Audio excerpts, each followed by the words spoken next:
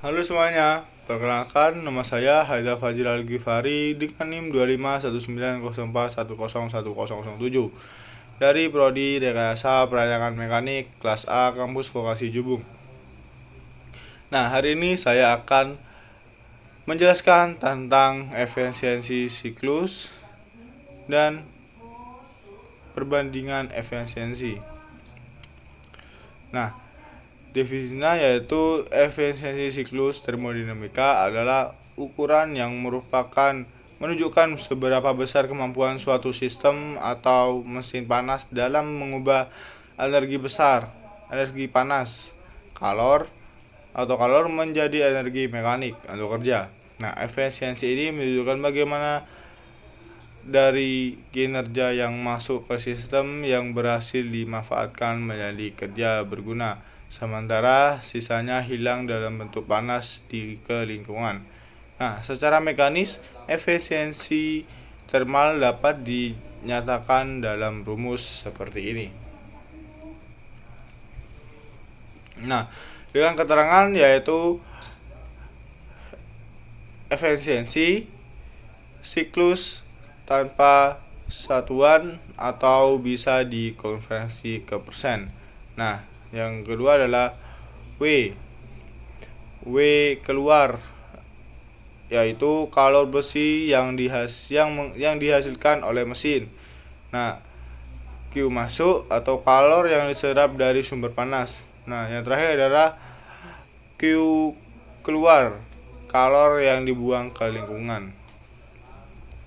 Nah, menurut hukum termodinamika yang kedua, efisiensi suatu mesin tidak akan pernah mencapai 100% karena selalu ada sebagian energi panas yang terbuang.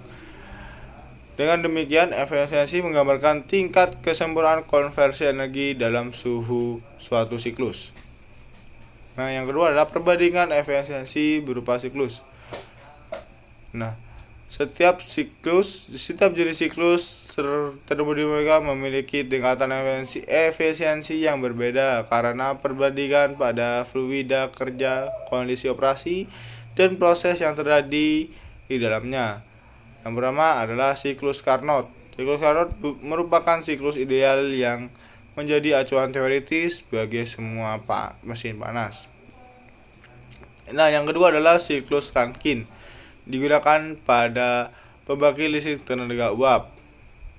Nah, yang ketiga adalah siklus Brayton, merupakan siklus gas turbin digunakan pada pesawat jet dan pembangkit listrik tenaga gas. Dan yang keempat adalah siklus Otto, adalah siklus pada mesin bensin dengan pembakaran volume konstan. Nah, yang kelima adalah siklus diesel, digunakan pada mesin diesel di pembakaran tekanan konstan. Nah, manfaat mempelajari efisiensi dan perbandingan siklus. Yang pertama adalah mengetahui batas maksimum efisiensi mesin panas. Dengan memahami prinsip dasar efisiensi, kita dapat mengetahui batas teoritis performa mesin menurut hukum termodinamika. Terutama hukum yang kedua, yang membatasi konversi energi panas menjadi kerja. Nah, yang kedua adalah menjadi dasar dalam perancangan sistem energi dan efisiensi. Pengetahuan ini membantu insinyur merancang mesin, turbin, dan pembangkit listrik dengan efisiensi tinggi sehingga dapat energi bahan bakar tidak hanya terbuang. Nah, yang ketiga adalah menghemat penggunaan bahan bakar dan biaya operasional. Nah, yang kelima adalah menjadi dasar untuk membandingkan berbagai teknologi mesin. Dengan memahami perbandingan efisiensi setiap siklus, kita dapat memilih sistem yang paling sesuai dengan kebutuhan, seperti Rankine untuk pembangkit uap, Brayton untuk gas turbin, dan Otto atau diesel untuk kendaraan bermotor. Nah, yang terakhir adalah mendorong inovasi yang berkembang dan pengembangan energi pada masa depan. Nah, pengetahuan tentang efisiensi yang mendorong penelitian terhadap teknologi baru berupa Combat Cycle, penggabungan Brayton dan Rankine, dan sistem hybrid yang memaksimalkan konversi energi panas.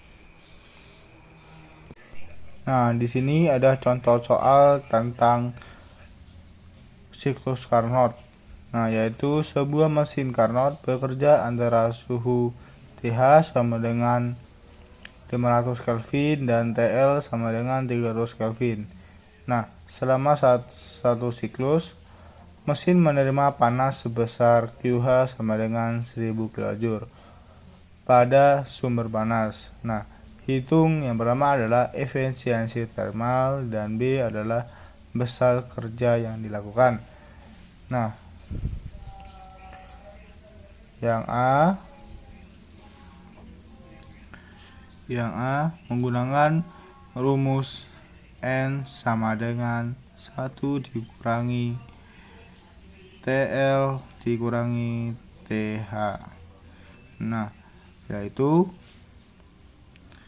N sama dengan 1 min TL nya yaitu 300 dan TH nya yaitu 500.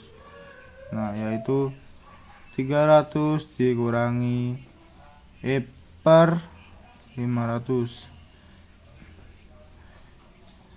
sama dengan 1 dikurangi 0,6.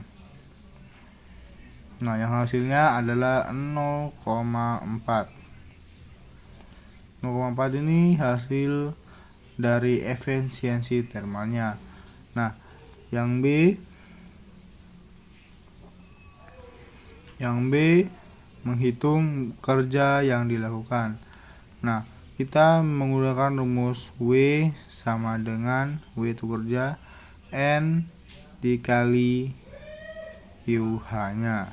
Nah, N ini adalah nilai ini 0,4 sama dengan 0,4 dikali QH-nya adalah 1000. Nah, sama dengan hasilnya adalah 400 kJ. Nah,